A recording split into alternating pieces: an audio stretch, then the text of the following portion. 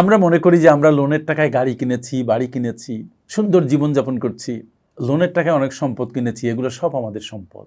আসলে আপনি যেগুলোকে সম্পদ ভাবছেন সেগুলো আপনার সম্পদ নয়। সম্পদ মূলত সেটাই যেটা আপনার পকেটে টাকা ভরে, দ্যাট ইজ আপনার লাইফে ক্যাশের ইনফ্লো আনে। আর লায়াবিলিটি হচ্ছে সেটা যেটা আপনার পকেট থেকে টাকা বের করে নিয়ে যায়। আপনি লোনের টাকায় যে বাড়ি কিনেছেন, সেই বাড়ির এগেনস্টে আপনি প্রতি মাসে যে ইনস্টলমেন্ট দেন, সেই ইনস্টলমেন্টের সাইজ আর বাড়ি থেকে যে ভাড়া পান, এই ভাড়ার পরিমাণ দুটো কম্পেয়ার করলে ভাড়া অনেক কম। তার মানে আপনার পকেট থেকে বেশি টাকা বের করে নিয়ে যাচ্ছে।